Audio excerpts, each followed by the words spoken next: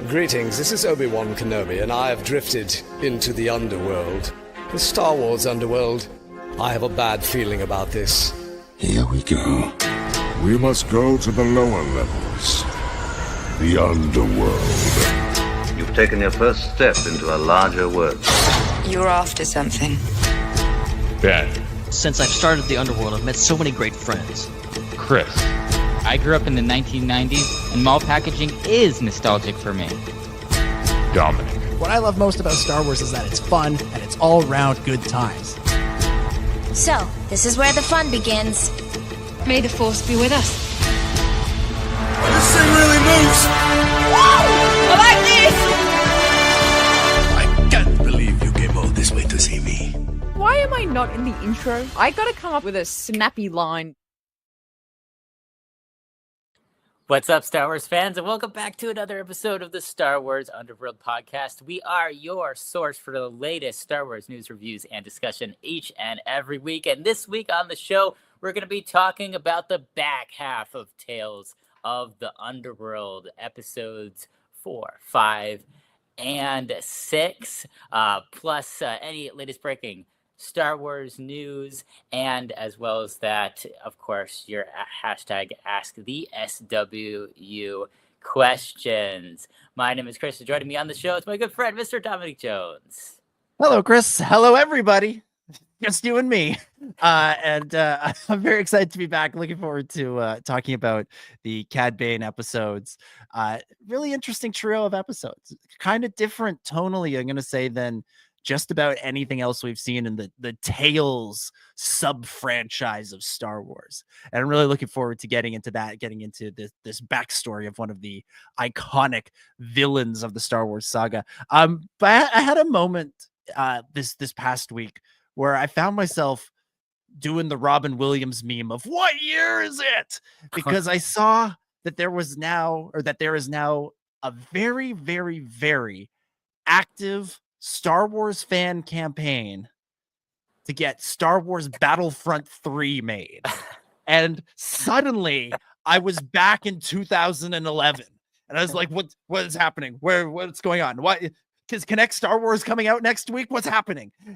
Because for those of you that don't remember, and I had one of those like, oh, right, the world moves on and we all get older and, new generations come up moments when the kid who plays Wilmon in Andor, he's not even a kid. He's like, he's a young adult.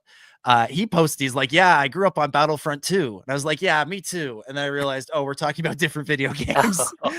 He's talking about the one from 2017. I'm talking about the one from 2005. And he kind of helped kickstart this. But for people that don't remember, like in the years after the 2005 game until they announced in 2013 the sort of the relaunch of the Battlefront franchise, that was the like most requested Star Wars video game. Like going into E3, Comic-Con, Celebration, everything, people were looking around going, hey, wouldn't it be cool if the big announcement was Star Wars Battlefront 3? I'm sure Ben put up so many posts on the Star Wars Underworld Facebook page, the original one back in the day, saying, what's your hope for this year's E3? And if we'd gone at the comments, it would have been like 90% Battlefront 3 and the other 10% saying like Jedi Knight 4 or something like that. Like this was the most like requested game. And then they brought it back and but they didn't make Battlefront 3. They made Battlefront again. And then they made Battlefront 2 again, and then they stopped, and now we're back here.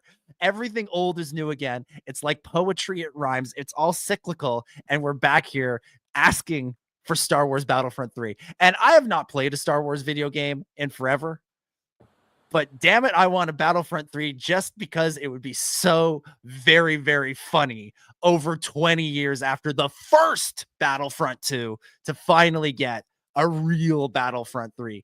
And make it a sequel to both. I don't know how you do it, but make it a sequel to both the 2017 game and the 2005 game. I don't know how you do it. I'm not smart enough. I'm not enough of a video game nerd to know this, but I'm sure it's possible. I'm sure there's a way of doing it. But I think it's so terrific that people are back on this, and I endorse it wholeheartedly, even though I probably won't buy or play the game.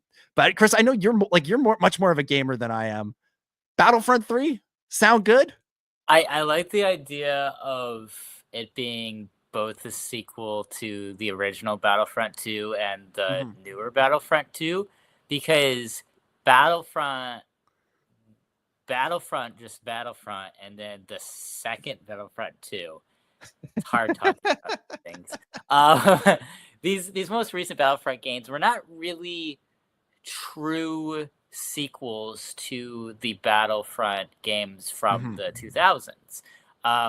They were Star Wars versions of Battlefield, which is a very different concept. And so while if you're Dominic Jones, the layman of video gaming, you probably don't I gotta get that on my business card. You probably don't really notice a big difference between the trajectory from the first couple games to the next couple games. But anyone that I think that has played through the games or is a big fan of them, it's very obvious the differences between them. And so I think that it really needs to be a sequel to both, because I don't think Battlefront 3 as a sequel to the last two Battlefront games is going to be really satisfying or very successful. The Battlefront games are kind of the most recent ones are kind of the weaker of the newer Star Wars video games. I think that the Star Wars Jedi games, Fallen Order and Jedi Survivor, are much higher quality, successful games. And Outlaws, I think, as well is pretty great as well. I think Battlefront's kind of at the bottom of the ranking of your modern console Star Wars games. So in order to kind of get out of that, I think they have to go back to some of the things that made the original Battlefront games for PlayStation 2 and Xbox and that era of gaming really good. I think they need to go off of that, but I think it's very difficult because I feel like the Battlefront games that came out more recently are kind of a victim of what happened to a lot of franchises when moving to upgrading consoles. Is a lot of the game space was taken up in the graphics and not making the game more expansive in its playability. And so I think they shrunk the amount of maps, they shrunk the amount of characters you could play. They added some of those back in with microtransactions that you had to pay more for. And instead of just giving you all this great stuff kind of as soon as you bought the game, and I think they need to figure out a way to kind of go back, even if they have to dial back the kind of quality of the graphics of the game. I would, because I think that the playability is sometimes actually better draw for the game than just it looking visually more hyper realistic.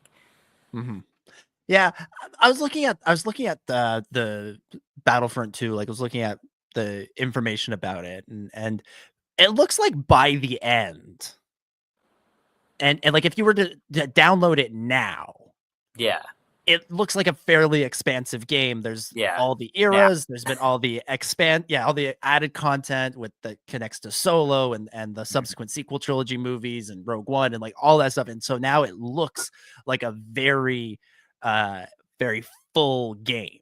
Whereas, when it came out, I remember when the first one came out, the 2015 one, people were pissed. There were 4 planets, and it was 4 planets, and 5 months later you could add Jakku. And it's oh, okay, great, wonderful. And this one, the Battlefront 2 comes out. It was more expansive to begin with, and they really did put an effort into adding new content to it. Definitely. But and so I think there's a desire to see an updated version, something that captures the feel of both the best, like you're saying, the best of both of the iterations of Battlefront 2, but also that can incorporate the new Star Wars content in there, because there hasn't been an update to Battlefront 2 since 2020. Like we're 5 years out from that. Since they added, what was it? Ewok Hunt was one of like the last things that they added to that game. And now we've had Mandalorian, we've had Acolyte, we've had Andor, we've had all of these great shows. And I feel like there's, potential there. Wouldn't you want to, fight it out on Aldhani? Wouldn't that be cool? Or do some sort of battle through the streets of, where does Carl Weathers live? What's that planet called again? I can't even remember. It's been too long since I watched Mandalorian. Set it on Batu and let people fight through Galaxy's Edge. Like, wouldn't that be wild? Like, there's enough like potential here for new stuff that if people continue to make enough noise as they did last time. Joel saving me in the chat. Navarro is the planet. That's where Carl Weathers lives. Then I think you have the potential here for a real fun game. Jesse in the chat says a sequel to both is easy. Give it the graphics of 2005, but the gameplay of the newer games. There we go. Let's do that. Let's just make it look like an old video game from the mid 2000s. I think we could have a lot of fun with that. So to everybody who's commenting and charging away, looking for Battlefront 2 again or Battlefront 3 again, good luck, rooting for you. It's about time we have a proper third installment in one of those Battlefront series. I think it's been a while since we've covered this, so I'm starting to forget the details. But I think it's possible we are getting in a separate game what people want Battlefront 3 to be, which is like a platform Star Wars game, like an online platform game. I think there's something coming. I just forget what company. I forget what company's doing it at this point. But someone is. All I can remember off the top of my head is I don't know if they have ever actually confirmed a third Jedi game, but it's basically unofficially confirmed. Yeah, and then there's the Zero Company like real-time strategy thing that they announced in the Celebration. But there's always stuff that's sort of being like developed in the background where we'll get a report that such and such studio or such and such developers is working on something, and there'll be like you said, like a little note that's like it's a platform game or something. That I think what it was is like a collaboration between Disney and the people that make Fortnite. Right. I think that's I'm thinking of and I'm kind of having wishful thinking about what that could turn into, other than just more Star Wars and Fortnite, which has been great. But I think that's the key thing is I think Star Wars is very behind the times. If they're gonna make a Battlefront 3, I feel like it needs to be more like Fortnite and the way that it's designed, and I think that solves a lot of the problems. Now, from one perspective, it kind of kills the idea of owning a game and the game never changing. Like, you can still play through, if you're doing not the online version, you can still play through Battlefront 1 and 2, both versions, the same way that it was, out of the box. And that'll never change if you own the game and you have the digital download or the physical disc. But on the other hand, it also keeps people always wanting more and being unsatisfied with it, and it always minimizes how much that they can actually expand the game because there's only so much you can put on a disc. So I feel like the best solution would be to have a free-to-play game that's funded completely through microtransactions, but there's a still very high-quality, good experience with free-to-play as well, and you don't have to pay anything to have a good experience. And that game is just constantly being updated with new content just all the time. Like every week there's new characters, every month there's a new map, and it just keeps, there's new planet every month forever. Like I think that would be the best way to do it. And that's how like Fortnite and Overwatch and things like that, which are some of the most popular games out there, that's how they run their systems. And I feel like for like a battle fighting game, I think Star Wars needs to have something like that too. Maybe this is more of a Ben question, but have you been playing the new Star Wars Fortnite? Not the update, new one. whatever. I New played. one? Okay. I played last year's one, and I played the one the year before that. They were amazing, and it's pretty much the only time I was playing Fortnite was when it was Star Wars, and it was great. I haven't gone through this last one. I haven't played a video game except for like 2 seconds of a car racing game because I had like a strange obsession with like Formula One for like two hours like a few months ago. And I was like, oh, I want to like play a racing game. So I did that since, but prior to that, I've not played a video game since Outlaws came out, and I put like 10 hours into that. Like that was the last time. I've not touched that since then. So at some point, I probably will go back into a gaming phase, but it's been a bit now since I've been a heavy gamer. What you're saying is you haven't been making AI Vader swear at you. No, I've never experienced the AI stuff, and I've heard of it. I've seen some videos of it online. It's very interesting. The controversy behind it is very interesting with the thing where you have James Earl Jones and his family are fine with it and they signed off on it, but then the actual like union didn't, and it's this controversy. It's really interesting how that's playing out. Yeah, it's odd because like you'd think the big issue would be if the family didn't sign off on it, but they did, and James Earl Jones did sign off before he died on them doing AI Vader for Obi-Wan Kenobi, but the union felt that they didn't go to them and say we're doing this and we have to work out some other deal. They just did it. What the other deal would have been, I have no idea, but it's fascinating. And yeah, there's some very funny videos of people getting Vader to say odd things, shall we say. Well, I mean, it brings up, yes, I've heard of that. And it brings up something. And of course, you know, if you're talking about Fortnite, the voice chat in Fortnite is notorious for being like, there's like two things that are notorious in this world for being where you're going to hear the wildest stuff. And it's YouTube comment sections and Fortnite voice lobbies. Those are the two things, because that's where you have a lot of 10-year-olds who really shouldn't be talking to strangers on the internet, yet they are. And so you get a lot of wild stuff. And so that I'm not shocked at how that all is playing out. But it's such an interesting conversation because, like, okay, so if Fortnite and whatever company I'm forgetting right now the name of the company that makes it, that has to deal with Disney and all that stuff.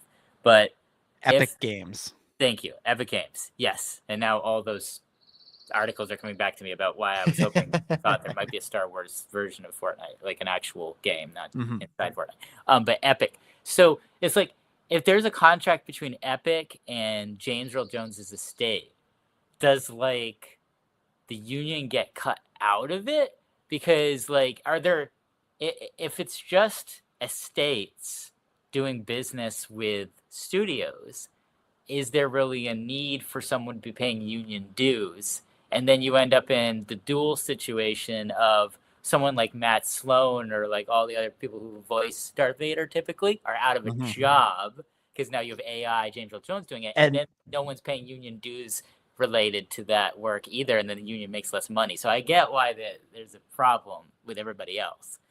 Yeah, that is what the issue is, because James Earl Jones's family, just to clarify something, like they didn't only sign off on Lucasfilm using it for shows and movies. They specifically put out a statement when the AI Vader thing was announced saying, yeah, we're on board with this. Like we like this. We think this is fun. We think this is cool. We support this. And the union does allow for like that sort of thing to happen. But I think the problem is there's nobody, like you said, nobody paying union dues. They've cut out the opportunity for Matt Sloan, Scott Lawrence, any of the guys who have done Vader in the past to get this work. And because there wasn't a negotiation over how the union still gets some sort of compensation for this, that's why they filed this grievance. And we'll see where this winds up. Oof, it's gonna be, the next 5 years are gonna be wild. It's this is gonna be like every day something like this is gonna be happening next, but in like a couple of years. And like, not to predict a difficult future, but the last writers and actor strikes, ended with what, 3-year contracts, where the studios just kind of went, all right, everybody, let's get everybody back to work. We'll make a deal that is more or less, it's more in favor of what the unions wanted. I wonder if Bob Iger and David Zaslav and all those guys eventually just sort of went, okay, we don't actually know what this technology can be yet. We don't know what it's going to do. So let's cave here. Let's make a deal. Let's end this, but let's make it a short deal. Let's make it a bridge deal, so that 3 years from now, we'll have a better sense of what these things can be, like this AI Vader thing. And now, and then when these contracts come up, I think there's going to be a much longer, much more grueling fight over this. Might be inclined, you know what? All right, fine. You guys don't want to do it. We've got James Earl Jones' estate on board. We'll get, John Wayne's estate on board and Audrey Hepburn's estate on board. And you know what? Fine. We won't make movies with George Clooney or Timothy Chalamet anymore. We're going to do AI John Wayne and James Earl Jones. There you guys go. So either, give us what we want, cave. They'll either break the union or they'll start making these movies that are, all AI. It's not a great look. Like, I was relieved when the strikes ended, because obviously you want everybody to go back to work. We want to see new stuff, like all that stuff. But I remember seeing the 3-year deal and going, oh, this fight's going to come back and in a much bigger and harder way in a few years, because it's the technology is only progressing. And it's just going to make the studio, is going to embolden the studios to really try and break the unions next time. AI was nowhere close to where it is now when that strike was happening a few years ago. And so, it's just so many more people are going to be fighting over it just because it's progressed so much. And it's like, I remember, I first started talking about this not with AI, but just with CGI. It's just going back to Tarkin and Peter Cushing's Rogue One. Now almost 10, but it's basically 10 years ago when that was in production. And that was my prediction way back then, 10 years ago, was that more and more often you're going to be seeing deceased legacy actors playing roles through things like this. And now with AI, that's just, it's just more, there's more technological there's no more technology to make that happen for less expensive, basically. And it might even be just so much cheaper. And that brings up other interesting questions, which is there going to be such thing as like some copyright laws around public domain of people's likenesses and people's voices? Because it's like, well, does it really make sense to be paying, like, now there's that deal with James Earl Jones' estate, and I'm sure that, his descendants, living descendants are getting some type of cut off of the money from Fortnite. But like, does it make sense for his like great grandchildren who never met him to be getting that money? Like, should you just always be kind of almost like in a hereditary monarchic like system? Like, oh yeah, my like great grandfather 200 years ago was a famous actor, and I still get residuals from that. Like, does that even make sense, or does it make more sense to do the public domain thing that like Mickey Mouse is gonna get and Winnie the Pooh things, and just in 100 years, just it'll be fair game to just if you want to use John Wayne's likeness, it's no strings attached, just like using Mozart in your movie. Oh man, it's good. That's a fascinating question. That's a question for the lawyers, I guess, at some point to figure that one out, because that's real. And when does that begin? When does when does that end, that people's likeness enters the public domain? That's kind of like, that's one of those like kind of almost like creepy things to think about. Like, if you're somebody that like stood for something in life, and then 300 years from now, people are making, crappy versions of it where, your descendants get no say, or even if they do get a say, and they're just like, we don't care, just give us the money. And they can have you literally do the opposite of what you stood for in life. Like, it's it's strange. It's crazy.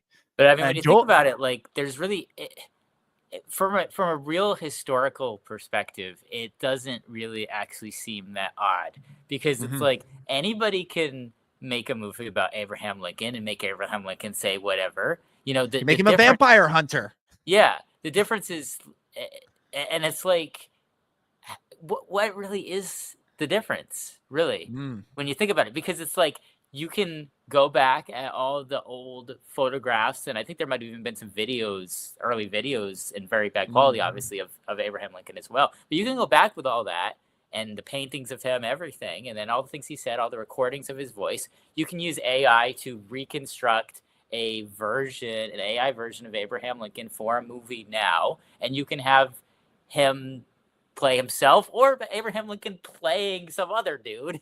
Like you can do whatever you want, you know. Abraham Lincoln. Star Wars Episode 27, starring Abe Lincoln. You can do whatever you want, and it's like Abraham Lincoln nor his descendants have anything really to say about that. I don't think that you can sue someone for defaming Abraham Lincoln, you know, like you could for a living person. So it's like, you know, it's like that. Is this really gonna matter when you really look at the over centuries?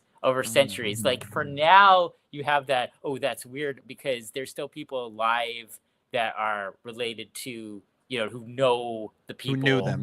Yeah. So it's like, yeah, it makes sense that you'd want, you know, the states to be on board with what's going on. But at some point, all this stuff is gonna kind of pass over, and with time, and it's not even going to be as much of an issue anymore. And really, the big question's going to be just what can human beings do in the entertainment industry that affects people in a way that machines and technology doesn't? Like that, and maybe it's a resurgence of stagecraft. Maybe we're looking at a future in 50 years where all the physical actors are acting on a stage and not in movies anymore. And that's the thing. And if you want to connect in that way, you got to go to a play, not a movie theater. I don't know. Yeah, or it becomes like the equivalent of watching a movie on film or listening to a vinyl record as opposed to, you know, a digital projection. And like, you know, there are people like, you know, hardcore, like, you know, cinemaphiles that like really feel like film is better. They always, it's the greatest, it's the best. There's a couple of like really great independent theaters in Toronto that I love to go to, and they sometimes make a big deal out of like, oh, we're showing this movie on film. And I went to go see Bill and Ted's Excellent Adventure on film. And I remember sitting down and the people behind me were like, ooh, the film is really grainy. And like, there's all these scratches and it's like, it's a beat up cut. And I'm like, this is what we're celebrating. But like, that's what some people do feel. And I wonder if like, we'll start to get that feeling of like, oh, I miss the thing that only an actor could come up with on in a performance. And you know, train the AI all you want, and you know, there's already AIs that are, you know, borderline you know, like 100% realistic, like that exists. But you know, can you teach it to do exactly the thing that somebody on set would do? Like, is there like a reality to this that somebody has? But yeah, it's gonna be a question. And I think I suspect there'll always be like a prestige sort of, you know, prestige dramas and movies and that sort of thing will have, you know, real actors and real sets and all this stuff. But the, you know, step below that and several steps below that, you're going to be doing, it feels like the way this is headed, for better or worse, is, you know, a lot of just generated stuff, which, you know, I'm not saying there isn't a use for it, but that's not what I'd still rather see real people giving a real performance. It gets back to the debate we would always have about, you know, like Luke in The Mandalorian or the Book of Boba Fett, or if they were going to bring Han Solo into that, should they do Alden Ehrenreich, or should they do a, you know, some sort of CG recreation of Harrison Ford in 1987, or, you know, like the beginning of Indiana Jones, The Dial of Destiny. Well, so something interesting is like if you look at things as analogs, not analog, which is another piece of this conversation, but analogs, things that are, related to each other, but in different things, and just cycles of similar type of things. We obviously have had a lot of discussion, us as the millennial Star Wars podcast, for many, many, many, many years. It was always about the debate between, is this prop real or was this a computer generated prop or scenery? And there was a lot of conversation about that. There was a lot of conversation about The Force Awakens and the marketing of that, and appealing to a Gen X audience who had this preference for real set practical effects, all of these things. And then you had us as millennial Star Wars fans growing up with the CGI boom that was the prequels, and being like, we don't really care, as long as it looks good, it looks good. We don't really care, how it's made, if it's some physical model or physical environment, or if it's all computer generated and animated. We don't care. And so I kind of wonder if, there's going to be that same debate between kind of like we'll call it the Zillennials, like older Gen Z, younger millennials, and everybody that came before them, and like Gen Alpha and the younger Gen Gen Z, about the real actors versus the CGI AI actors. If they're going to be that same type of conversation where you're going to have, Gen Alpha growing up with all these movies that are going to come out in the next 5 to 10 years with AI actors in them and AI people in them, and they're going to love them and they're going to be nostalgic for that. And then Star Wars is going to do it.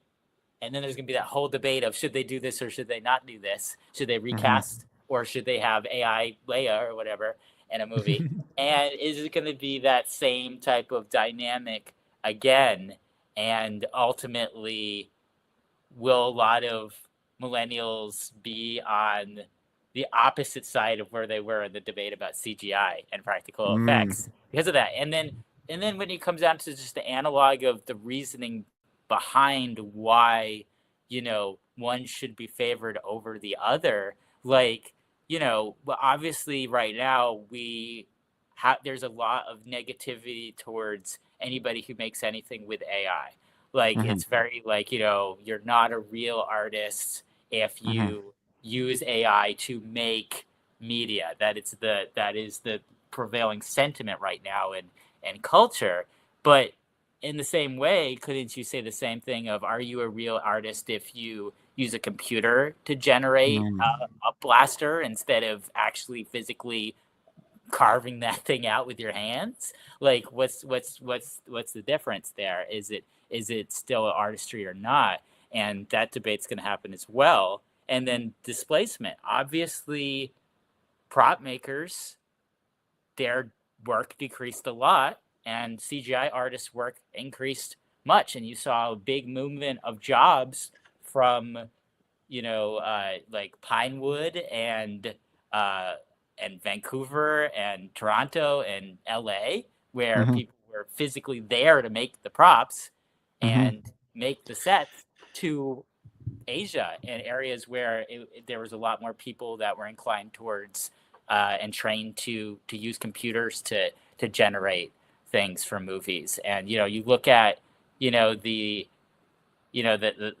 credits for a lot of the Star Wars movies, and you saw a lot more presence in different countries than just the UK and the United States. The newer the things are, because of how much more involved ILM was in everything and generation and the animation and all that stuff. And so people worry about the displacement of actors, but is it just one type of job becoming another? Does the end product, the person making the end product that the viewer is seeing, is the process just like it went from physically molding a prop to animating a prop on a computer? Is it going from physically becoming the character with your body to, again, working on a computer and guiding that AI model of that character to give the performance that you want it to give? Like, and is that, again, are we just rehashing those same arguments in a cycle over again? Is it the same thing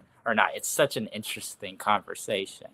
Yeah. So two thoughts on that. One, like, that conversation of going from prop building to or miniature effects to digital effects. They actually go into that in the ILM documentary, Light and Magic. Like it was such like a key moment in the history of the company, and frankly a painful moment in the history of the company, that in the like official telling of the story, like the most sanitized official telling of the story, the one that they made in-house and put on Disney Plus, the company that owns them, right? They had to address it. It had to be talked about. So like, you're right. Like a version of this conversation has kind of happened before. And two, like, just on the generational thing, like you think about, people who came up, who are growing up, like making movies, and making movies now is so much more accessible than it ever was before. Like, you hear like J.J. Abrams talk about wanting to make movies as a kid, and he had to like beg his grandparents to get him like a Super 8 camera. And his movie Super 8 is actually kind of inspired by that whole experience. And that is a very good J.J. Abrams movie. Yes. Has all the hallmarks of a J.J. Abrams movie, but it's a very, very good one. And so like, like it was tough, and like only some people could do it. In the coming out of the 70s and the 80s, and like, George talks about like going into film school. Like that wasn't really a thing until he was the right age for it. The film schools were only just starting up then, and it wasn't like people could just make movies on their own. And then when like you and I were kids, all of a sudden people had like camcorders, and you could like do fun things with camcorders, and like, I made many a little Star Wars fan films with my friends over the years. And, we had our little Hasbro lightsabers and some sweaters with hoods on them. And we ran around in the woods and did adventures of Luke Skywalker and Obi-Wan Kenobi. And we just meshed up the saga characters and all this stuff. And we invented a couple of our new ones. And we made these fun little movies that we would watch and talk about like they were the greatest pieces of cinema of all time. And then I think about like when I was in like high school, there were like a few kids that were like starting to do like CGI stuff just on their own. They would like, make like a little fun thing in Blender or something like that. Or they would do flash animations and things like that. And then, it was the real like hardcore like computer nerd kids. But they were like starting to do that. And like that was starting to happen. And I think about it like now, if I was coming up, not even now, let's say like 20 years from now, if you're like growing up as a big Star Wars fan, and you're like, I want to tell my own Star Wars story, and I want to do it visually with moving pictures. Are you going to get your phone out and film it, which is what people do now? And again, you get your Hasbro lightsaber, and it's probably, they're the actual light up ones, which we didn't have. Like they're the Force FX ones.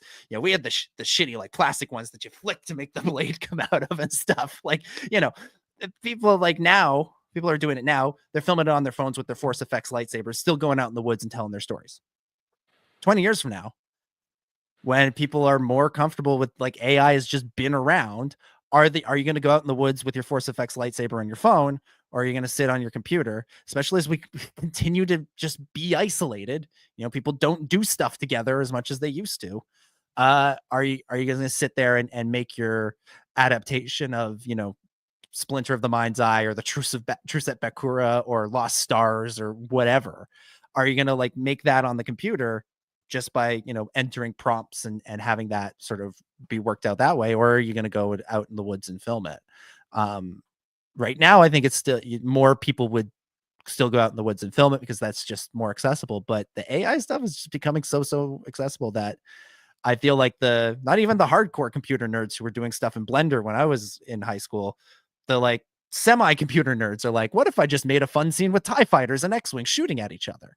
I feel like that's where we're at. And so all that to say, maybe not the next generation of filmmakers, but like 2 or 3 down the line it's a very, very, very, very, very good chance that they are going to be more proficient with AI than with any sort of basic camera work that you can figure out with your iPhone or with your smartphone and just going out in the woods. Because that's how that's how people learned how to are learning how to make movies now before they go into like formal training.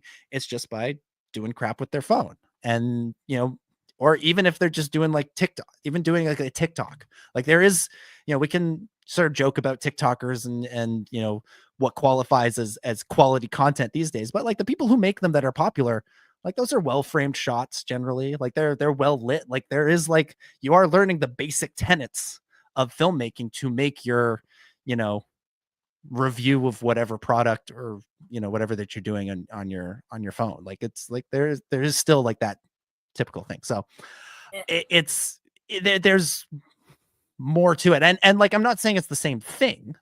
I'm not saying like it's the same thing, but it's just how the technology becomes more available and what people get comfortable with because it's easily accessible to them.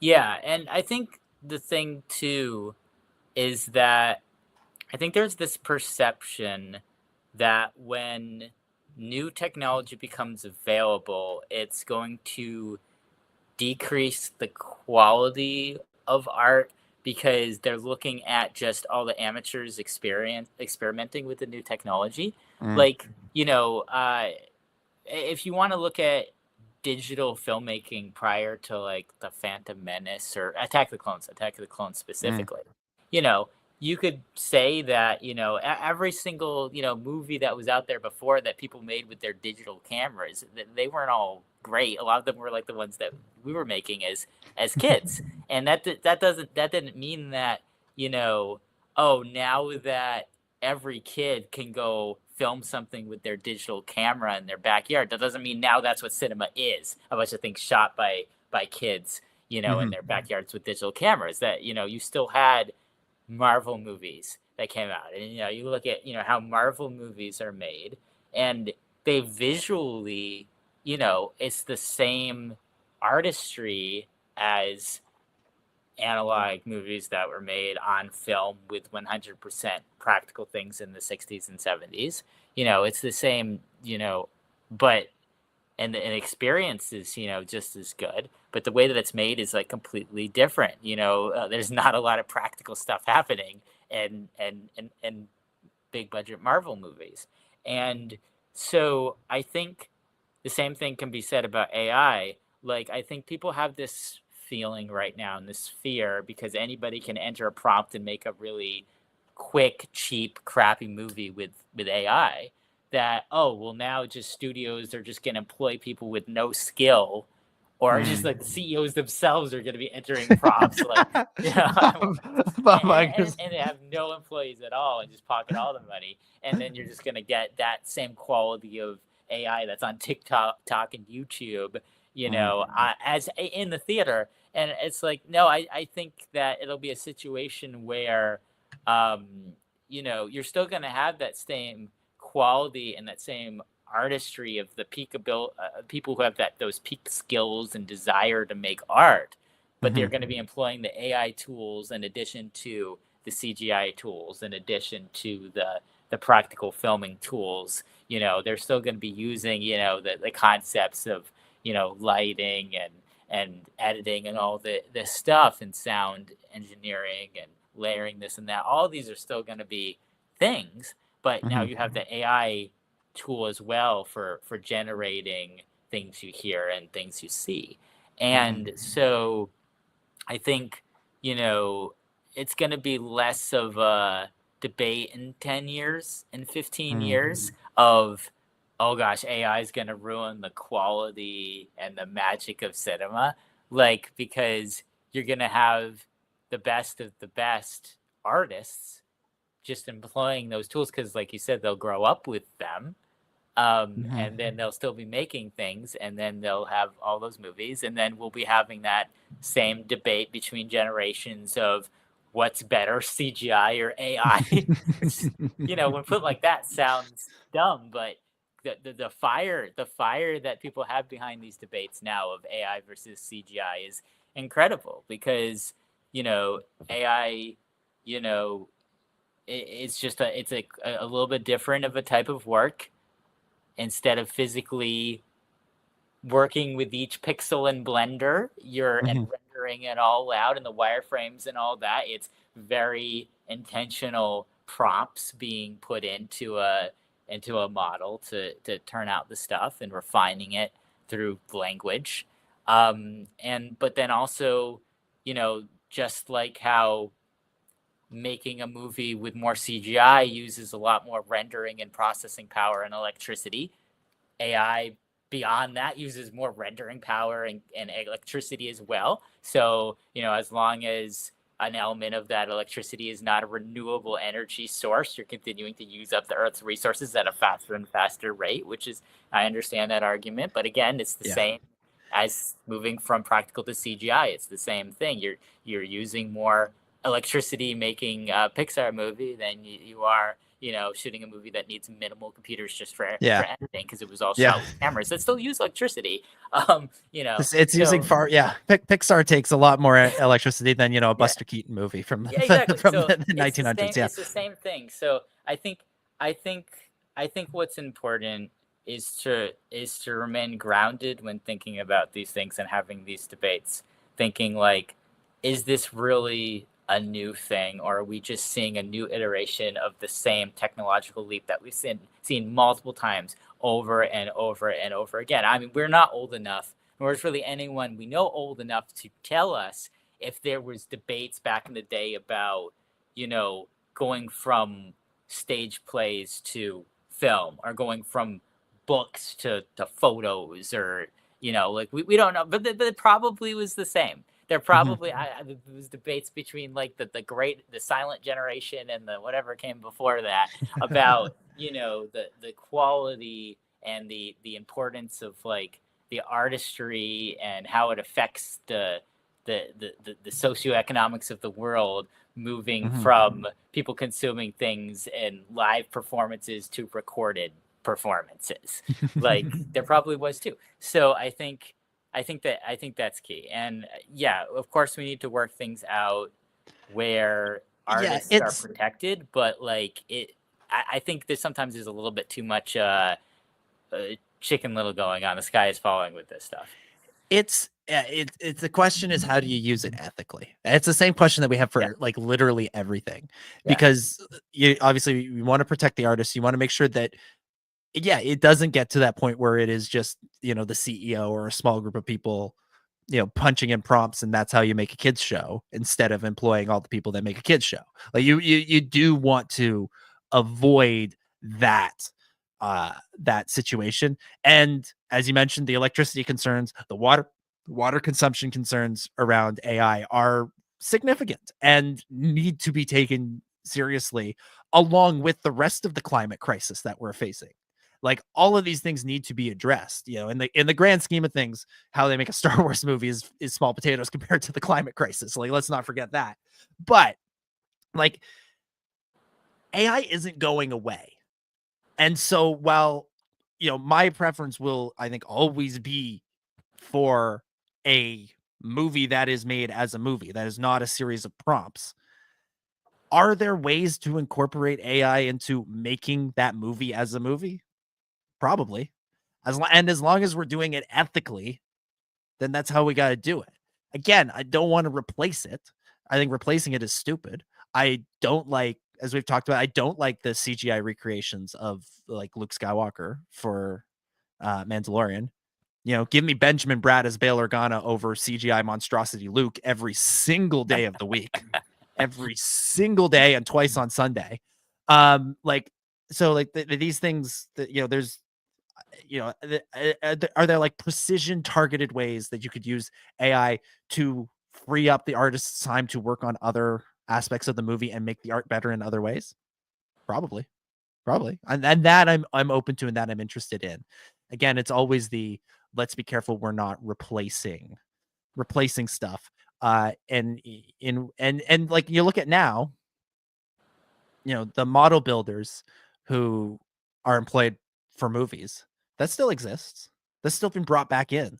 Like the old school technologies are being brought back in and incorporated with the CGI. Like, ILM did close their model workshop after Revenge of the Sith.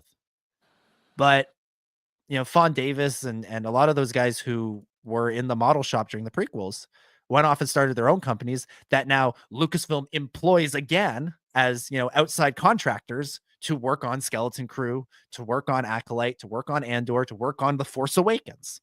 So like all of these things they have a way of coming back around again.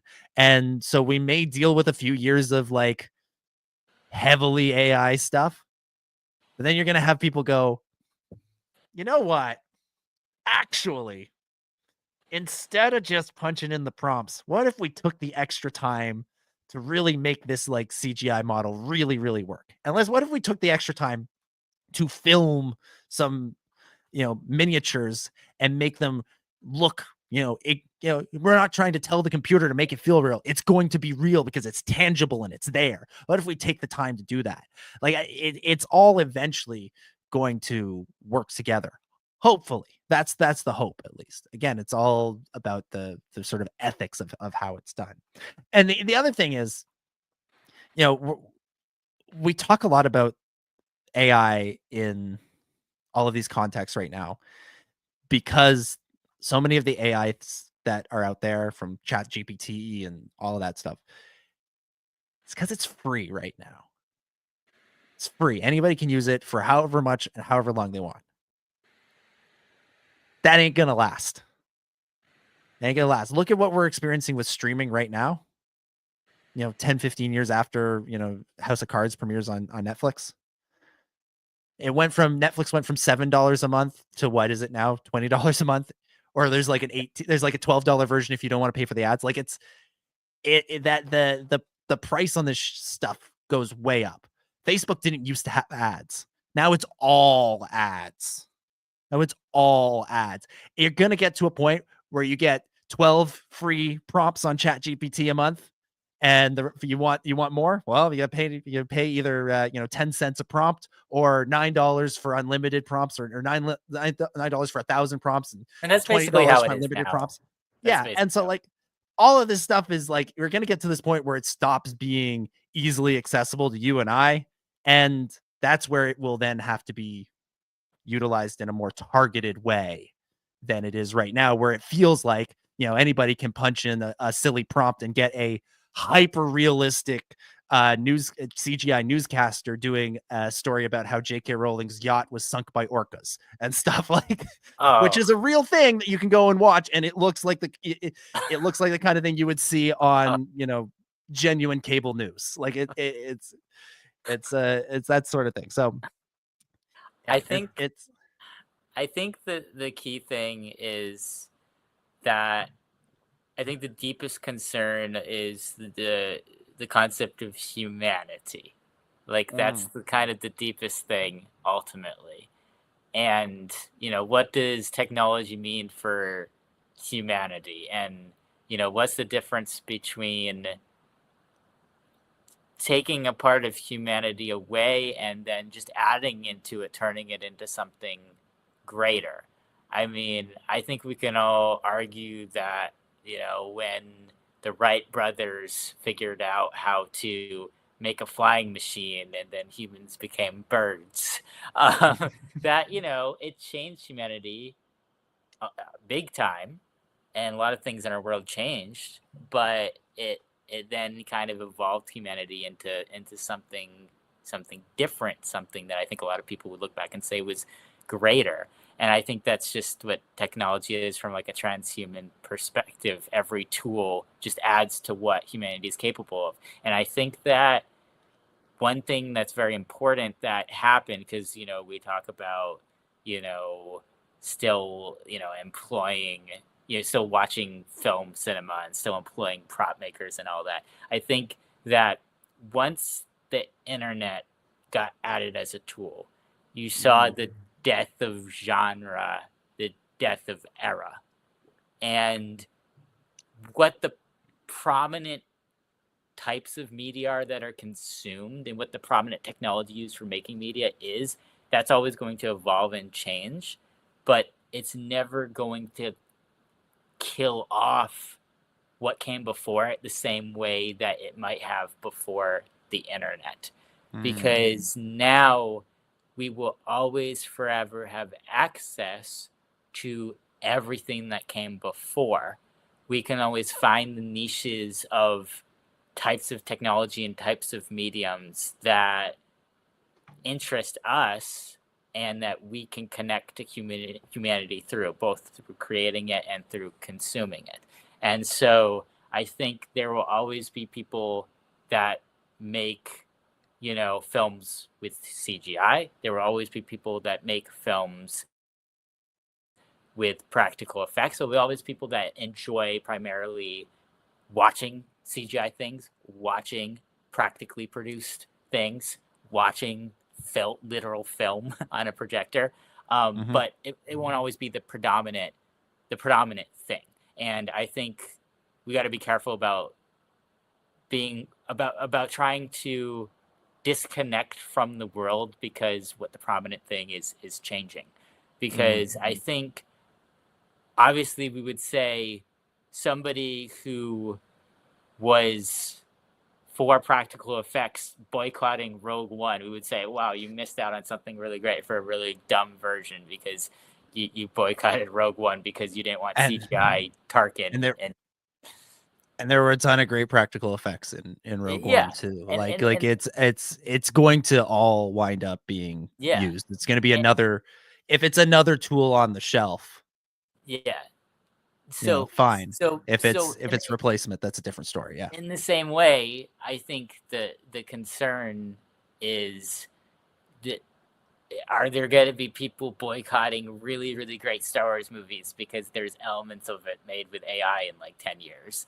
And really, is that the same thing? Are they also going to be missing out on an aspect of humanity when they can both experience that in that situation, but they're also, it doesn't take away anything before. We've had that conversation going back in how long have we been on air now? Almost like 15 years. Like we've had the conversation countless times of just because the prequels came out, just because Disney bought Star Wars, just because Dave Filoni made the Clone Wars, doesn't mean that your childhood is not accessible anymore. It doesn't mean you can't go back and watch the despecialized versions of the original trilogy. You can go back and watch Droids and Ewoks. Yeah, you can go and watch the holiday special. You can go watch all those things. You can watch all the pre-Disney Star Wars on VHS. Like you can do all that stuff. It didn't take those things away from you.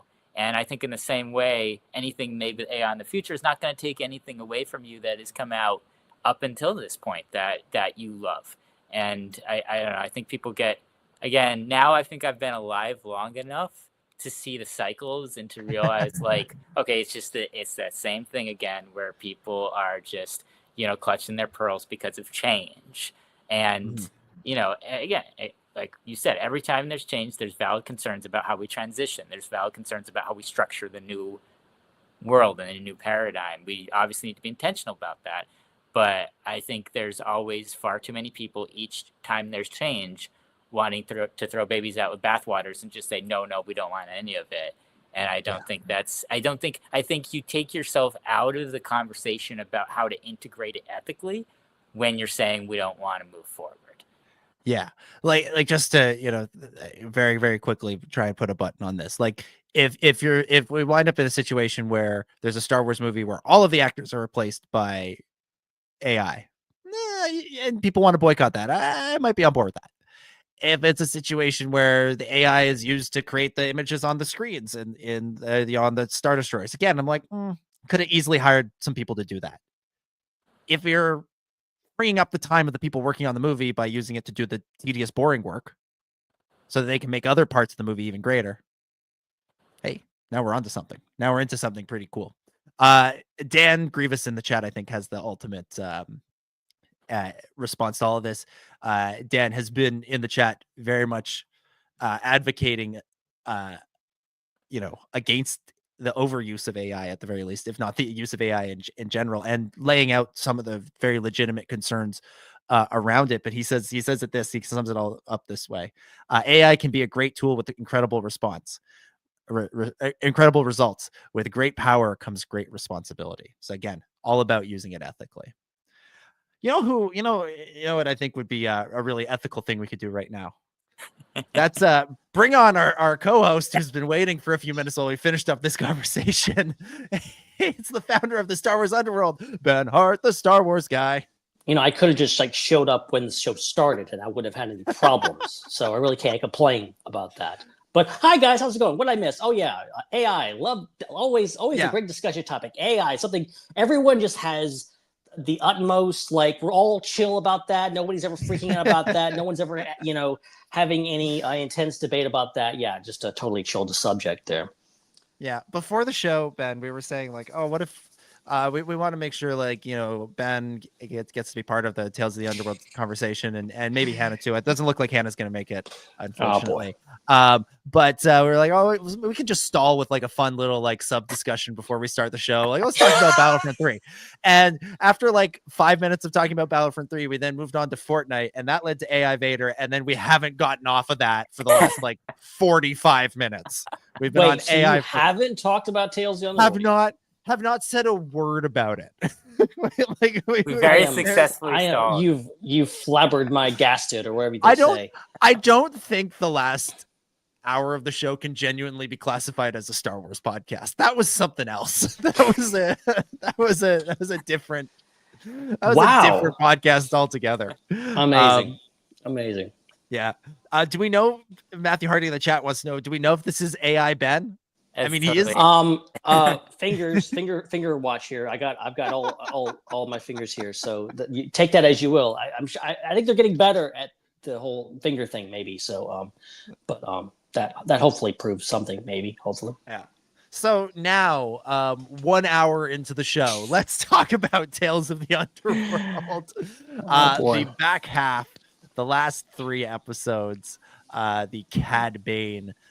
Little trilogy here: The Good Life, A Good Turn, and One Good Deed. Let's go around the table, give some initial impressions on them. Ben, you're late, but you start us off. Let us know what you think of the last 3 episodes of Tales of the Underworld. Consolation prize. I get a thing for being late. Participation trophy. Yes, I liked these episodes. I'm not sure I love them.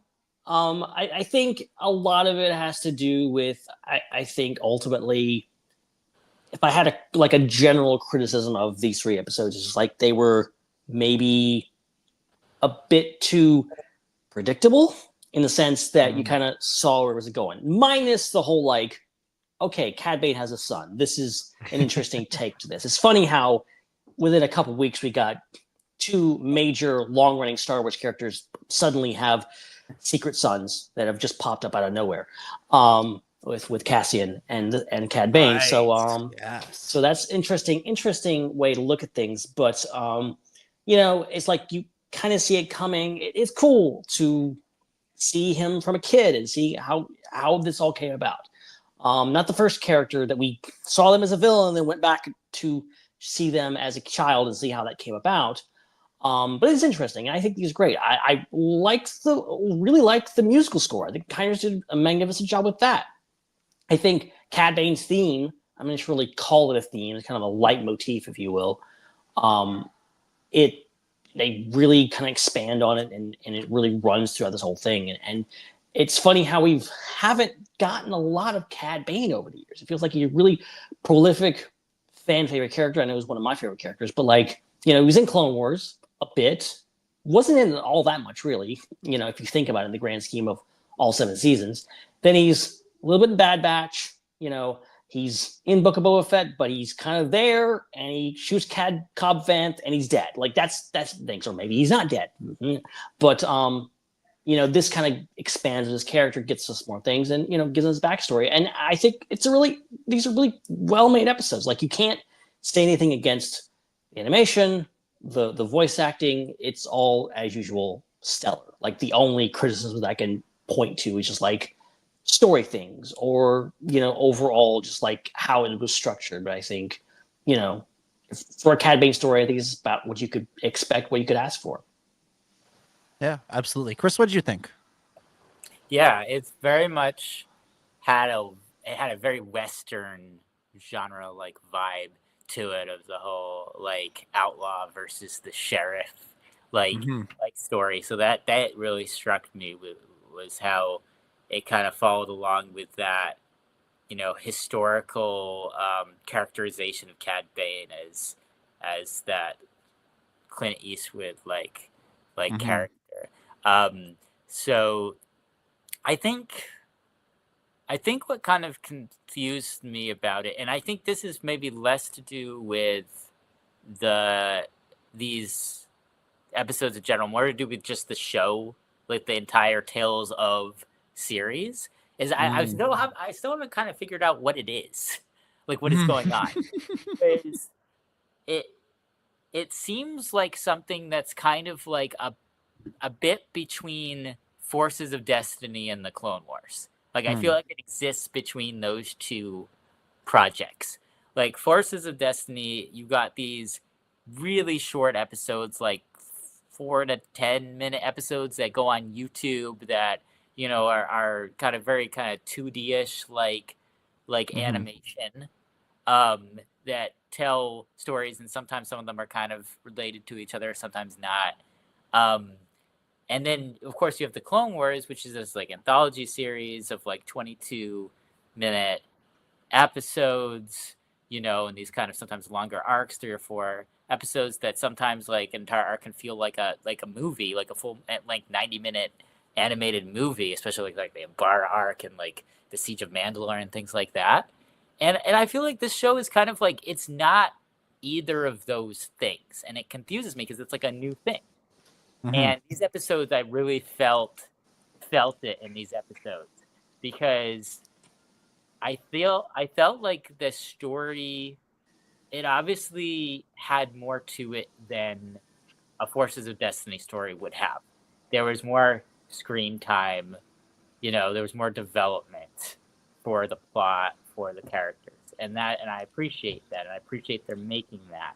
But at the same time, I don't feel like it totally lived up to like what the Clone Wars or Rebels or the Bad Batch or what any of those things are either.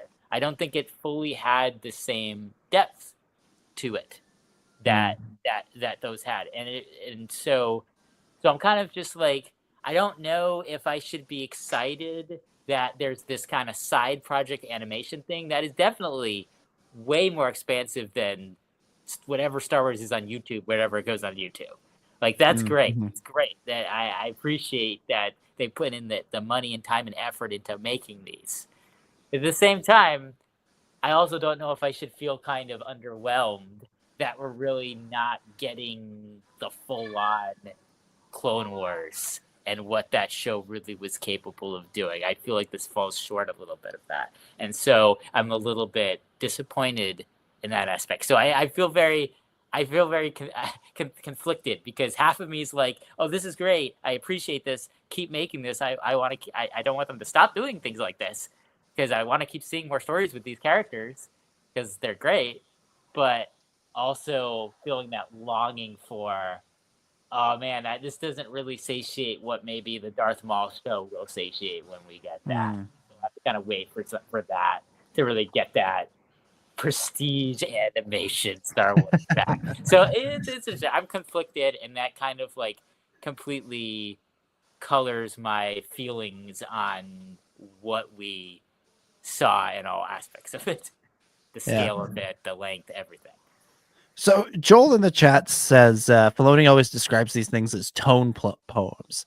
They're honestly about vibes and good animation rather than big epic stories. And I think that's partially true. I think that's true of some of them. I think that's true of the Ahsoka episodes from Tales of the Jedi. It's maybe true of the Barriss episodes of Tales of the Empire. I think more what these things are when it comes to the Dooku storyline, when it comes to both of these Tales of the Underworld ones and when the Morgan Elsbeth ones from Tales of the Empire, is that they're snapshots. They're snapshots of points in these characters' lives that fill in some of the story, that give us some sense of who these people are, what their journey was, without showing us the full journey. Dooku, we get those 2 episodes that are about him becoming more and more disillusioned with the Republic and the Jedi. Then we get one where he is, fully, committing himself to the Sith and leaving.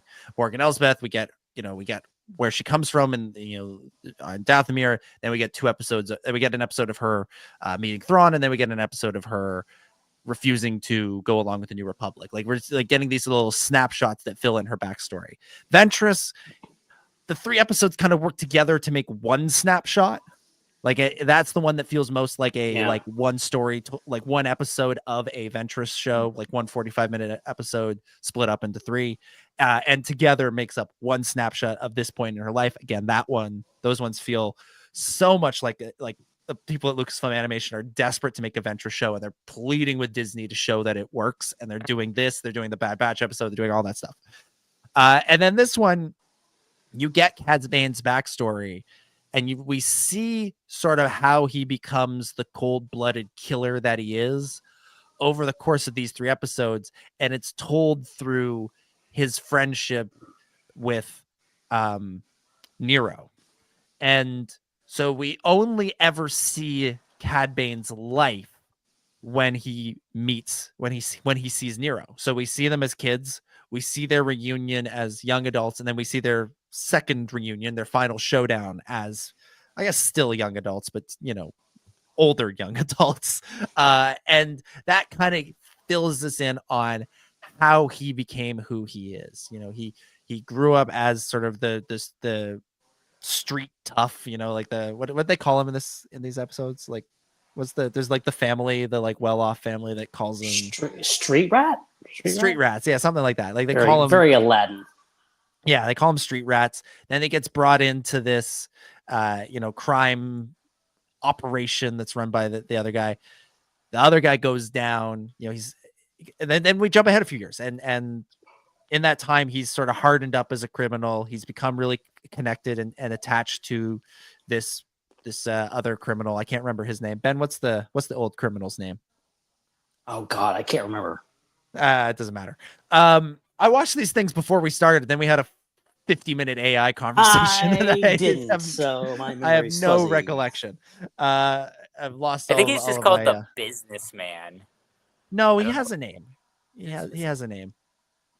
But he's got a connection to him. He goes down, and losing his mentor was a big deal. And Bane not only loses his mentor, he thinks he loses a friend in that, with his sort of breakup with Nero.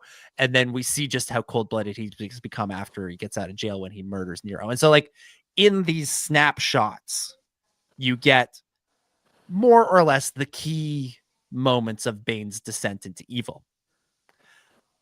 But you also feel like so much is missing from this story. And I compare it to Andor season 2 in the sense that those time jumps, those gaps between episodes, the episodes as individual entities, spectacular. I think they're terrific. I think they're really, really good, all 3 of them. But I do feel like I'm missing something by having so much time in between installments. And this whole relationship between Nero and Aaron just gets like hand waved away in the 3rd episode. Even Bane's relationship with Aaron is really like hand waved away between the 1st and 2nd episode. I could accept that more between the 1st and 2nd episode. Between the 2nd and 3rd one, it really felt like, oh, we're just not giving Aaron the time of day. She doesn't count for anything. Which I don't think was their intention, but that's kind of how it came across. Yeah. And so, like, you do feel like things are missing, and maybe that's intentional. Like, again, we know, like I said, I think there's supposed to be snapshots, and you use the 3 snapshots to fill in the gaps. And there's an argument to be made for that as a way to tell these stories in particular. But would I have liked a story? To me, the Ventress episodes are the best trio of any trio of Tales episodes is the Ventress ones, because they tell kind of one story across all 3. And I think that's my preference for how the Tales stories are handled going forward over this one, this style, or even the Barriss or the Dooku or the Morgan ones. because I think that is a more satisfying experience, and you can still have the tone poem elements. And in fairness, I think the Barris ones do a really good job of that, and they do kind of tell one story by having Lynn be the antagonist through all of it. But it's you still get that tone poem vibe in the Ventress ones, but because they're so tightly connected, I feel like the whole thing is stronger. I think like it makes the tone poem aspect stronger. I think it makes the story aspect stronger. It makes the character aspect stronger, and it all works out that way. So I did really, really enjoy these. I did find the big gaps kind of frustrating. As I did with Andor season 2, between arcs 1 and 2, I'm like, okay, this is okay.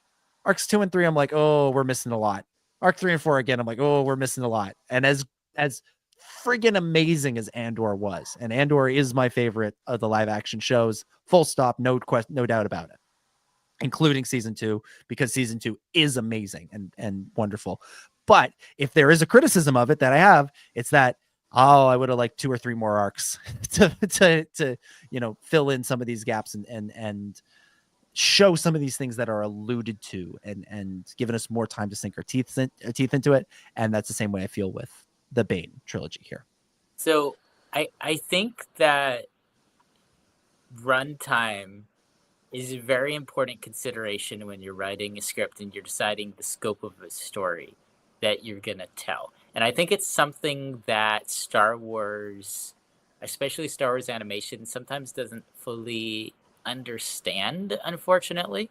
But I mean, sometimes Star Wars gets it, and I have so many examples of them getting it very well. But I mean, like, I have seen 3 to 4 hour long movies, Return of the King, Endgame, that are the Snyder cut of Justice League. I've seen that are just incredible throughout, that fill that space of 3 to 4 hours very well. I've also seen short films that are like 15 or 20 minutes long on like great like short film channels like Omeletto on YouTube that are also just incredible and moving and beautiful. And it's only 15 or 20 minutes, and yet you don't really even realize that that's how little you got of it. It affects you just as much as a 3 hour movie would.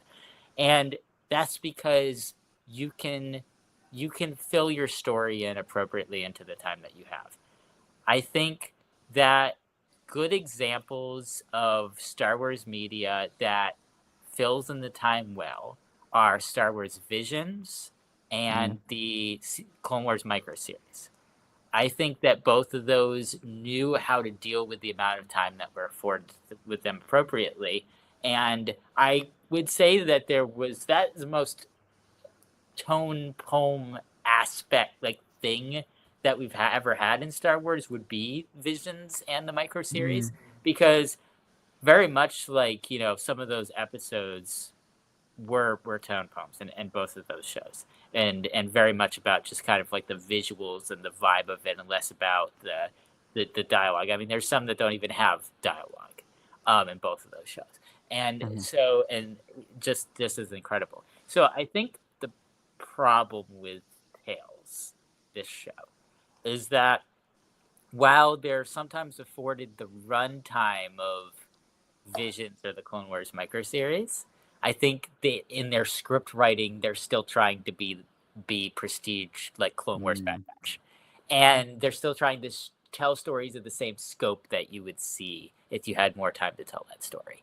If you had 4 22-minute episodes, if you had a full 90 minutes to tell the story, I think they're still writing the scripts around that. Because it's, again, similar staff writing and making these things. It's people from the Clone Wars and Rebels and Bad Batch. And so I think that's the problem that we're kind of seeing here is that I think that if they readjusted the show to realize, like, okay, we don't have the budget to tell that big of a story with that much rendering time, then let's condense the story down into just a few scenes, a few very impactful scenes. And if you do that, then I think it's going to have that critical acclaim that the micro series and Visions has. But I think as long as they don't fully acknowledge that and try to cram a 90-minute Clone Wars arc story into 40 minutes at best of runtime, I think you're gonna feel that the pace is rushed. You're gonna feel like you're not really getting the full scope of things. You're not gonna have the same emotional impact to what's happening because you just don't have all those points in the story that you need to hit to have that emotional storytelling. Yeah. So I think the visions, the Tales arc that did what you're describing best is the Barriss arc from Tales of the Empire. Yes. Which, you know, I have my issues with how that one ended. I don't love the ending, but I get what they were going for. I understand what they were trying to do and what they wanted to do, and they did it effectively. But each of those stories is very precise in what it's doing. Each episode is like this. The first episode is how she becomes an Inquisitor. The second episode is how she loses faith with what the Inquisitors are. And the third episode is what does she do after that? And you get like these very precise stories. Each one of those things can be watched on its own and understood as, you know, somebody's descent, the realization, and then redemption. You get to understand each of those individually. And yes, a lot of time passes in between, but you don't feel like you're missing huge swaths of the story. And so I think that arc does it the best. Like that's the best realization of Visions as I keep saying Visions of Tales as a. I'm ready for Visions. Bring on Visions Volume 3. Let's go. But it's a realization of Tales as a way to cover a big amount of time with short stories.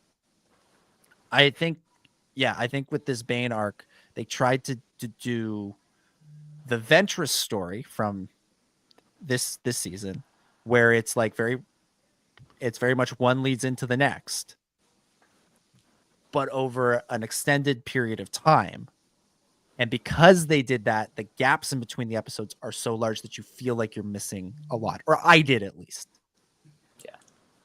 Yeah. I feel like I felt a little bit of this with the Ventress arc too, of being a little, and I need to preface this by saying, like, I get the idea of a tone poem, as Filoni has said, and Jill reminding me of that is great because I forgot about that. And I think if you want to do that, I think that's fine. I think these aren't going to be huge, massive stories like you know, comparing them to arcs of the Clone Wars that we all love, that we all said, like, you know, these could be their own series. These could be viewed by themselves.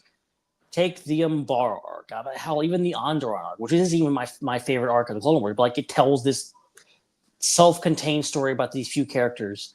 And then you go further into, you know, the Siege of Mandalore and all these different things. And you take marks of Rebels like that, or just single episodes that are really concise in what they're trying to say. And you could just watch them as a bottle episode and just like go, I get this. I get what this is trying to say.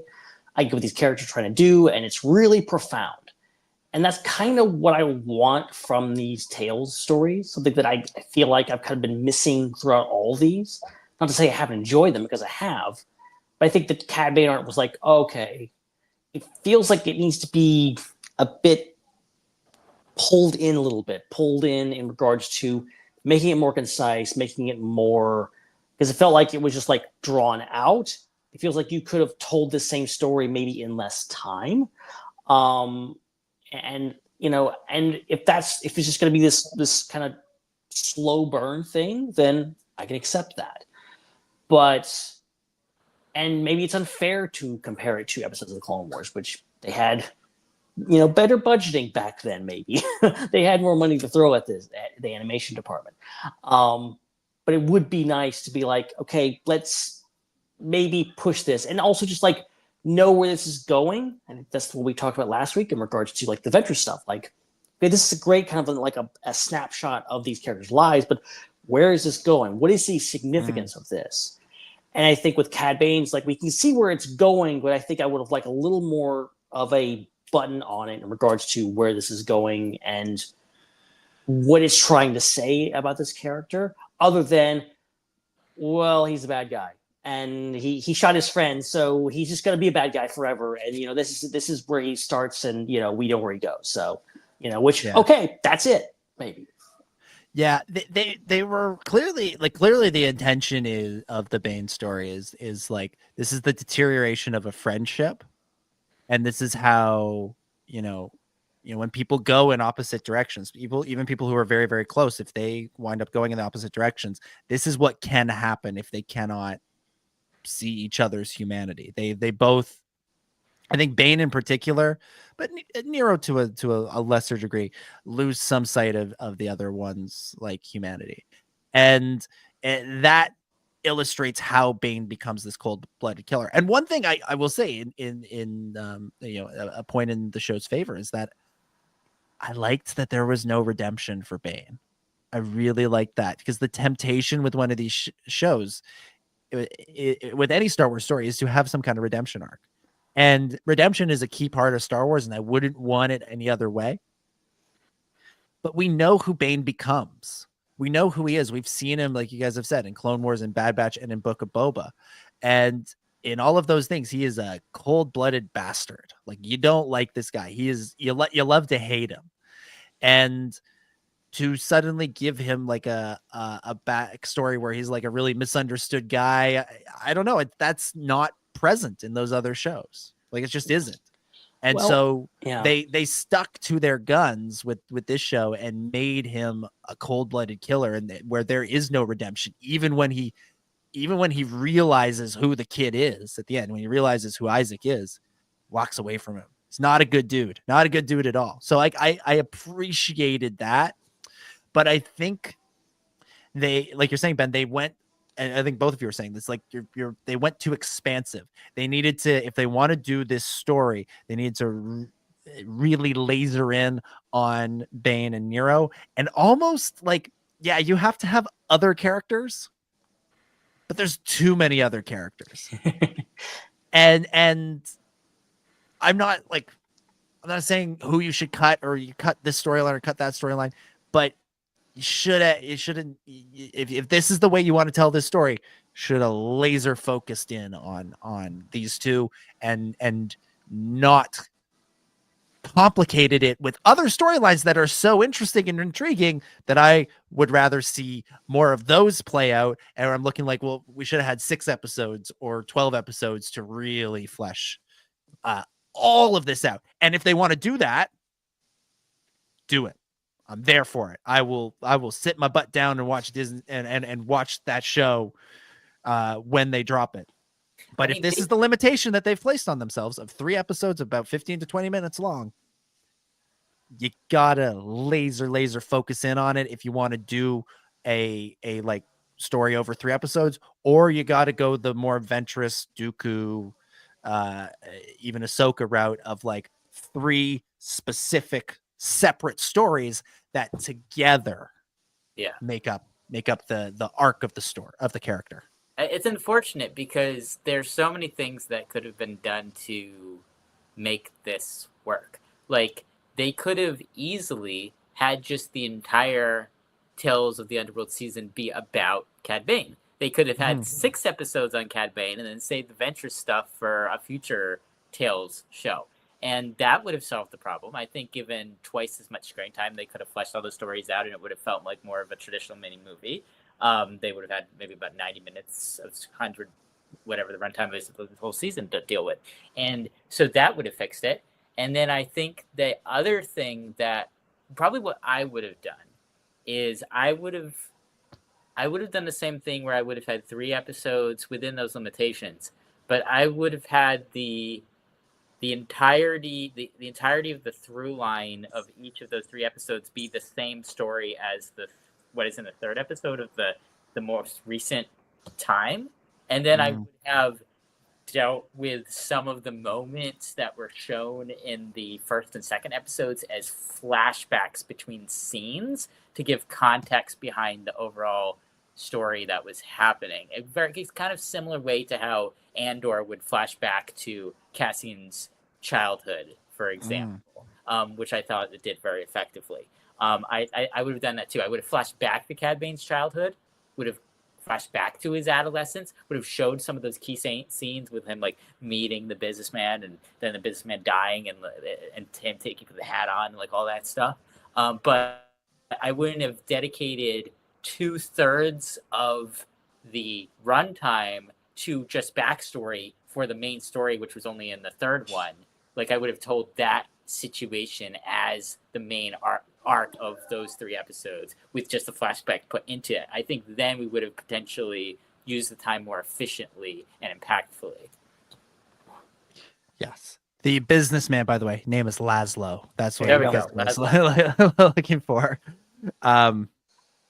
Yeah, it's one of those ones where like it is so good, but like I just see the potential for more, and I'm like, you left some potential on the table. Like the best way I can maybe describe my disappointment, small that it may be in this, is like this in regards to, and it's hard. It's hard. Like I said last week, it's really hard to focus on this little show, this animated show. We had literally not what I'm saying, what many people are saying is like the greatest season of television to ever be created and known to man. Like people are saying this stuff seriously and legitimately. Yes. And I have no reason to doubt what they're saying, but it's hard to compete with that. Tales of the Underworld coming out right smack dab in the middle of that. And and I've tried to like put Andor out of my brain and put Tales of the Underworld in there and kind of process it on its own because it deserves things. I'm glad we've waited a few weeks after Andor to actually talk about it now because I think it deserves that. It deserves discussion, deserves watching. But like, I feel like there's so many iconic moments in Star Wars animation in general. Mm-hmm. I don't feel like there's much of anything in there that's going to be talked about in 10 years. I don't think there's anything truly iconic that's something that people are really going to be talking about, even if there wasn't Andor in the equation. And that's what's kind of disappointing to me of just like, I feel like there's so many Star Wars episodes, movies, whatever else, that maybe the overall thing wasn't. There was a moment there where it's like, that was great. That was a great moment. I can't pick out anything from, the Cad Bane episodes where I'm like, that moment right there was great. There's a lot of good stuff in there, and I could tell you so many great things that I like about it, but it's nothing that like really hit me where I live in regards to, and obviously my expectations are heightened now. I have, Star Wars hits me in different places than it used to, and I expect something emotional from it, something exciting. And yes, there's a lot of exciting emotional stuff in this, but is it the heights that I want it to? Not really. Yeah, it might be like oh, hey, right. Yeah, Cad Bane does have a kid. Oh, yeah, right. That did happen. Kind of vibe to it. But, not everything can be the greatest thing ever. And if this is the lowest bar for Star Wars, we're pretty well off. Like, we're in a real good spot if this is the worst, quote unquote. Because it's still pretty good. I enjoyed all 45 minutes of it, and I can definitely see what they were going for. It's just a little bit off. I don't know. Any other things stand out for you guys in this? Like anything that you really feel the need to talk about that you really you won't be able to sleep if we don't get it out. I do have to say that I thought it was absolutely hilarious, and I felt personally targeted. That the episode begins with them like stealing food and such, and it being kind of very domestic, because that is the thing that I dislike the most about Cad Bane episodes.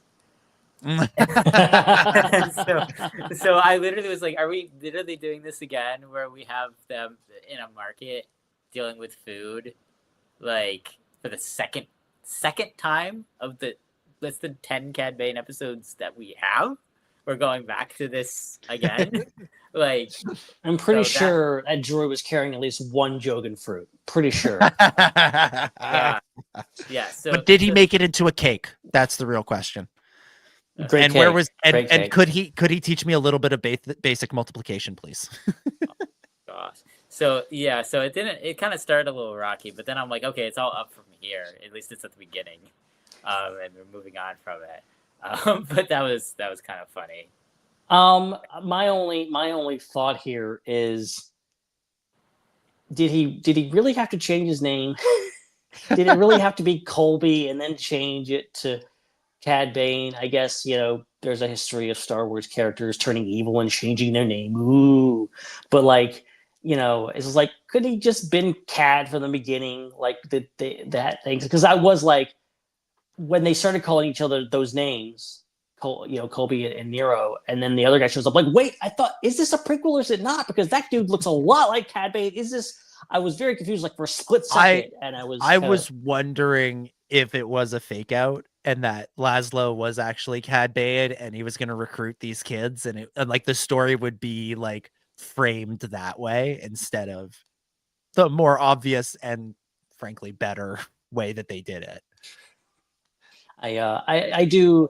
Look, a lot of people made fun of it, but I will take and I will appreciate the very obvious and a long line of obvious Indiana Jones call outs in this episode. He didn't straight up take the hat and put it on Cad Bane's head. That was the only thing that was missing from this.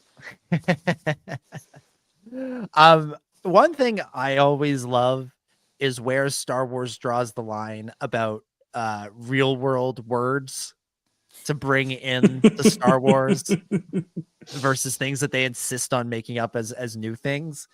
And like, sometimes I get it. Like, sometimes I understand why you don't want to call, I can't think of it. You don't want to have chicken legs, so you have Nuna legs or whatever. Like, I get that. Why can't they say candy? Why do they have to say crunchies? Like, I get, go in there and saying, oh, we're going to get some, Swedish berries and Skittles and Kit Kats and that sort of thing. Like, that I get. But like, couldn't they just go, ooh, candy instead of crunchies? Like, I don't know. I don't have a problem with it. Like, this isn't BBY. I don't take like a big issue with this. I just find it funny that where they choose to draw the line. Well, it's interesting you say that, because in Andor, the cereal that Cyril eats, they're not called cereal. They are called crunchies.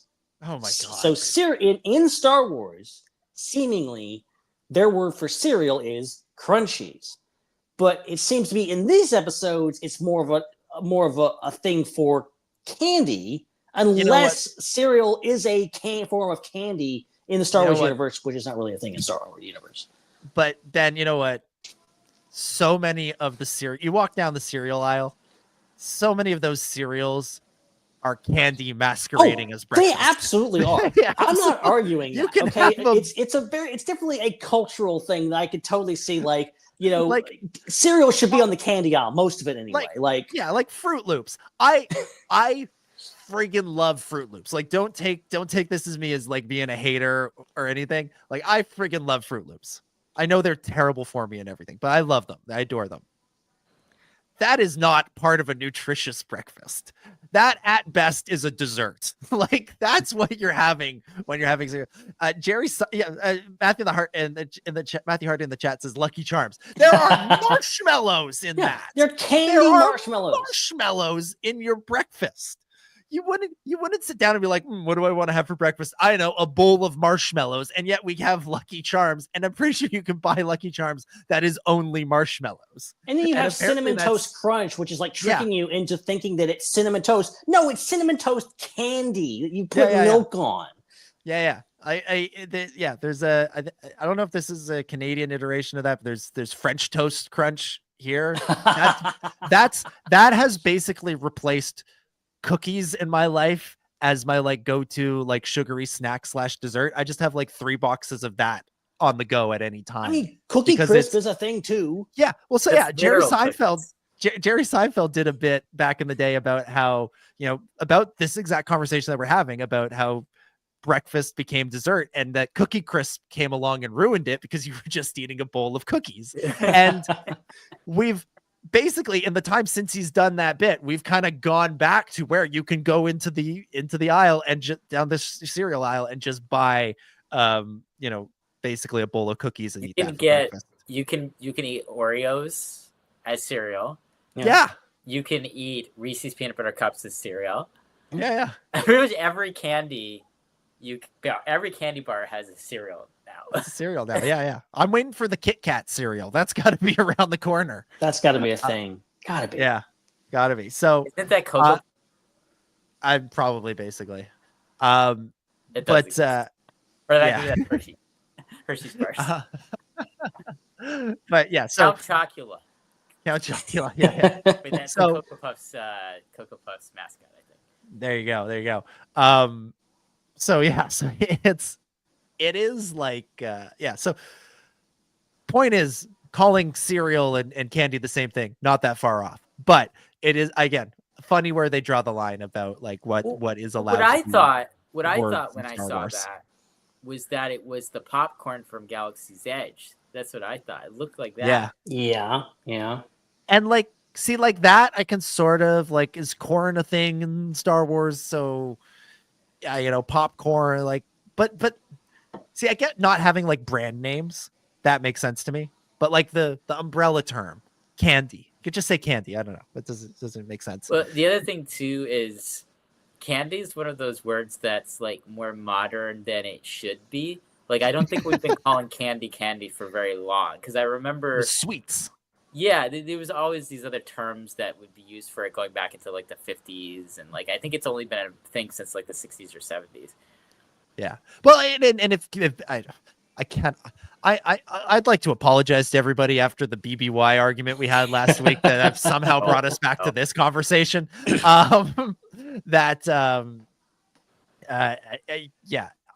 If Bane had said sweets, so we're buying sweets, I would have been like, okay, you're just using an old timey word. But when they went with crunchies, I was like, oh, interesting. So this is where the line is, because like there's other places. Similar to my BBY complaint, I think it's stupid as hell that we have refreshers and not bathrooms and toilets in Star Wars, but that's a separate. And Star Wars is inconsistent with this because, like, literally in the first movie, it establishes that the word for robots is literally droids. Like, they don't say robots, they say droids. But then Luke Skywalker just says, if they trace the robots here, okay, well, what is the rules here? Like, what are you doing? Like, it's either one or the other. Yeah, it's like you said, it's the inconsistencies, but like there's also something fun about that. Like, I love it. You gotta just sort of embrace the inconsistency and just roll with it, just enjoy it as best you can. But my favorite moment was when I was driving down the highway and I saw a produce truck, and on the side of the produce truck in giant letters was the word fresher. And I thought, I don't think these people know what people are going to think when they see this. I think they think about fresher produce. But when I see that, I just think that it is a toilet truck. Naturally. I could see it like a festival or something. You got a vac tube in that thing? Yeah. Oh, my God. Oh. Let's get some calf. Yeah, calf. Yeah. In Heir to the Empire, Lando teaches Luke how to make hot chocolate, and I don't see why we can't just have hot chocolate and coffee. I love that hot chocolate is this new thing that Luke Skywalker's never heard of. It's like Lando introduced me to this novel thing called hot chocolate. I'm like, I know you were raised on a desert planet, but you can't be this uncultured. Also, coffee is not allowed to be a thing. We have to have calf. But on Mandalore, all the children drink bottled tea. That's the most like required drink. That's the like base drink with all meals is tea. Snapple. Over there, there's a thing with brisk on it. Just like a dispenser. No big deal. All right. Any final thoughts, or should we wrap the show? I just want to say I like these episodes, and they were really good. And I don't want to come off as just like they hated. They're like, no. These are really good. I love Cad Bane. I'm glad they gave him 3 episodes. I want more of this, and I want these Tales shows to continue. Because I really, Star Wars animation will always have a special place in my heart. I always think it's still some of the best Star Wars storytelling ever created has been in animation, and I want them to continue to things. And like I always go back to, even if a story does not emotionally connect with me, even if I don't love it, I still want them to continue to try new things and to continue to grow the story of Star Wars and do different things. And this is a different thing. And, the more variety, like if you had told me 15 years ago, oh yeah, there's going to be an anthology series where they're going to explore different things, there's going to be different tales, I would have not believed you, first of all. And second of all, been like, that's a dream show. I want that to be something so bad.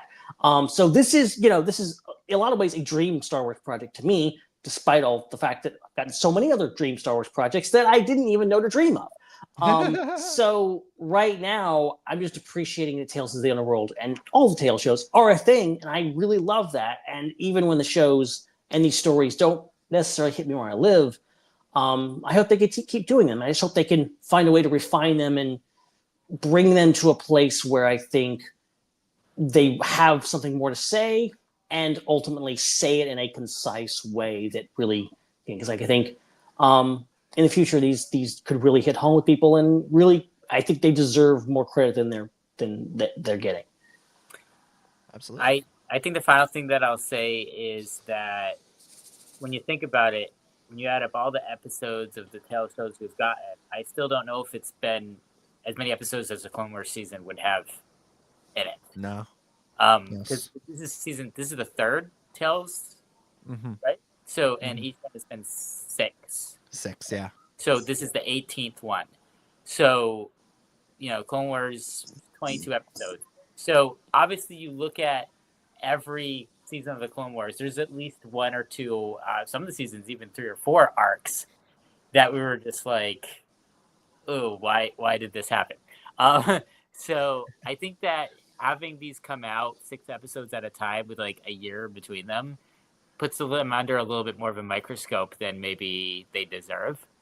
And I think that if we had just seen a whole new season of Clone Wars or a Clone Wars sequel show that had like all of these 18 episodes, I think that there probably would be less negative things to say about the Cad Bane episodes, because it would only be a few episodes of many, many, many, many other more. But because it's literally half of what we're getting, or half what I'm talking about it, I think we want it to be more of an event than it maybe can be. Yeah, that's absolutely fair. I'll just add, it goes without saying, but these episodes are really, really beautiful. Like they're really, really, the animation is really, really, like it's as good as anything we've seen. And I think it's the lighting. I think they do something different with the lighting on this show where it's sharper. It gives it a more like realistic quality to it, but it also makes it kind of hyper real because in the lighting feels more realistic, and therefore it makes the animation stand out more as unreal. And that, I think, adds to the tone poem quality of them. And I think that works to the advantage of all of the shows, whether I think they're the best ones or not the best ones. And that absolutely applies to the Bane storyline, which again, really, really did enjoy. I thought the concept of it was well done. And I like that they didn't make Bane into a nice guy who was misunderstood in the end. I like that he's just a dirty, rotten bastard from the beginning, and or maybe not from the beginning. He was a nice kid, but dirty, rotten bastard, and he stayed that way all the way through. So that, I think, is where we will begin to wrap things up for this week. All right. Thank you, everybody, so much for listening to the show, for watching the show. Make sure that you subscribe to us on YouTube. Follow us on whatever other platform you're watching us on, and make sure you subscribe to the show if you're listening to us on a podcast platform. Dominic, thank you so much for hosting tonight. It was my pleasure, as always. Great fun talking about these episodes. of Tales of the Underworld, and of course our impromptu and totally expansive AI conversation that definitely was more of the a larger portion of this Star Wars podcast than the actual Star Wars discussion. So that was fun. It was interesting. You know, these are questions that we're going to be asking ourselves for years to come about Star Wars and all of our media and other facets of life, because this stuff isn't going away. We've opened Pandora's box, and now we got to deal with the consequences. And there's going to be good ones and there's going to be bad ones, and we got to make sure that the good outweighs the bad. So, as with everything else in life. So, yeah, fun conversation. Looking forward to being back next week. Check out my Substack, dominicgjones.substack.com, for lots of great Star Wars writings and chatter and all sorts of stuff. We've got a new returning to our Rebels rewatch series there. We'll be getting back into the Clone Wars, probably do a written review of Tales of the Underworld in the next couple of weeks. And there's reviews of all the episodes of Andor's, all the arcs of Andor that you can check out as well. Awesome. So go check that out. And we ventured into a little bit of non-Star Wars talk. I had a post up there covering, spend so many words on just Star Wars and then cram all into one post. The Last of Us, Doctor Who, Adolescence, Taskmaster, the NHL playoffs, the PWHL playoffs, and some thoughts on the Office spinoff, The Paper. So all of that got crammed into one post that is roughly the same length as one post about Star Wars. So that's all there too. So check that out. Again, DominicGJones.substack.com. You can follow Dominic on social media at DominicJ25. Ben, thank you so much for hosting as well. We're glad you were able to make it. I don't know if this actually qualifies as hosting, showing up halfway through, and delaying the entire show. But yeah, I'm glad to be here. Glad I could finally make it. Sorry I was late, and glad I could make it for the main topic. I'll save my AI thoughts for another week, because we could be here all night. If I stoke that flame again, we may never get off this, because I might have some hot takes. You never know. I don't have anything really to promote. So yeah, see you guys next week. Hopefully everything be my normal place next week. Hopefully. I don't think that AI Vader in Fortnite is going to be the last AI thing related to Star Wars. So I think that just like we had the conversations about practical effects and real sets 10 million times, I think we're going to have the conversation about AI 10 million times in the future. So, if you're angry about AI Vader in Fortnite, you can also just go play Fortnite now, where you can pilot a Star Destroyer and take out your frustrations by bombarding the Fortnite map from orbit. That's a thing you can do now. What the hell? It's great. It's so good. Sure. Wow, that's amazing. At Ben Hart with no E is where you can follow Ben on social media. You can follow me at Seek3PO. We want to thank everybody who's a channel member for helping support the show. You can become a channel member by going to YouTube, signing up for memberships there.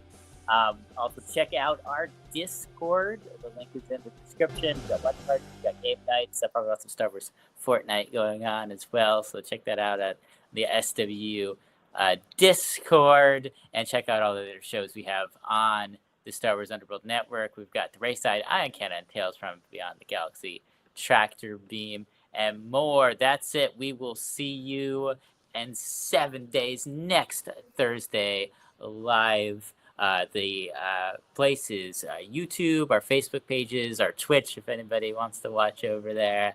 And the time is 9 p.m. Eastern, 6 p.m. Pacific, or shortly after every Thursday. Everywhere.